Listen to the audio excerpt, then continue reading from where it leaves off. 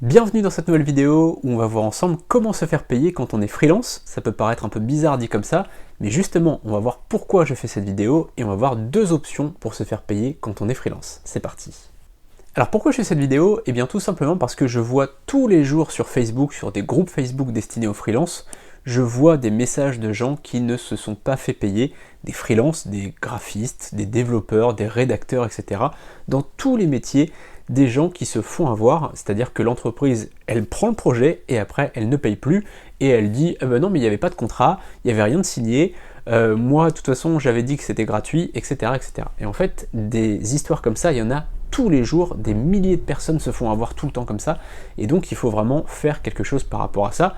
C'est une toute petite vidéo, mais qui va, je l'espère, éviter à des gens de se faire avoir. Parce que quand on est jeune, quand on est freelance, quand on se lance, on n'a pas encore de clients, eh bien on peut se faire avoir par rapport à ça. Donc c'est très important de prendre directement les bonnes habitudes, les choses à faire pour pouvoir se faire payer, être sûr d'être payé. C'est ce qu'on va voir dans cette vidéo.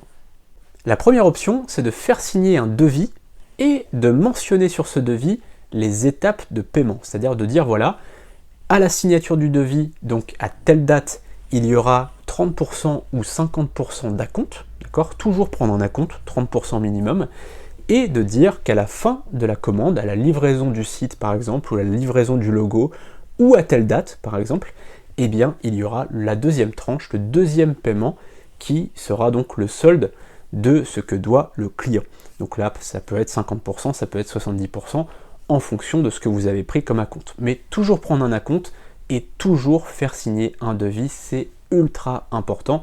Ça évite quand même déjà de se faire avoir, parce que globalement, les entreprises s'engagent finalement à signer le devis, à envoyer leur petit tampon avec la signature, à envoyer un premier paiement. Donc déjà, ça les engage, on filtre un petit peu les charlatans, les charlots. Et puis en plus de ça, eh bien, vous avez quand même un support, vous avez la signature, vous avez le cachet de l'entreprise, du coup pour faire valoir vos droits si jamais l'entreprise ne paye pas le deuxième paiement. Donc déjà, vous êtes sûr de recevoir déjà un premier paiement, c'est déjà pas mal, vous avez au moins 30% ou 50% de la commande. C'est déjà un réconfort si jamais vous avez du mal à obtenir le deuxième paiement. Et puis en plus de ça, vous avez beaucoup plus de chances de faire valoir vos droits, de contacter un avocat par exemple en cas de problème pour recevoir le deuxième paiement. Et la deuxième option, c'est d'utiliser une plateforme de freelance, où tout simplement le client va payer directement l'ensemble de la commande lorsqu'il passe commande, et l'argent va être stocké jusqu'à la livraison du site, jusqu'à la livraison du logo, jusqu'à la livraison, bref, de la commande. En fait, tant que vous n'avez pas fini la commande, vous ne touchez rien, donc ça sécurise quand même le client qui est sûr que le prestataire ne parte pas dans la nature avec son argent. Et puis vous êtes sûr de recevoir le paiement à la fin de la commande, puisque l'argent en fait est bloqué par un tiers de confiance, la plateforme. Donc ça c'est vraiment, à mon avis, le plus sécurisant pour les deux parties, puisque on sait que beaucoup d'entreprises aussi se font avoir avec des freelances qui ne respectent pas leur engagement et qui partent dans la nature. Alors c'est parfois des agences, parfois des freelances, qui sont parfois à l'étranger et qui du coup profitent un peu de ça puisque l'entreprise elle a peu de recours derrière. Donc il faut vraiment se prémunir de ça, et c'est vrai que les plateformes du coup ça fait un tiers de confiance, ça rassure le client, ça rassure le freelance, et donc ça permet quand même d'avoir une sécurité.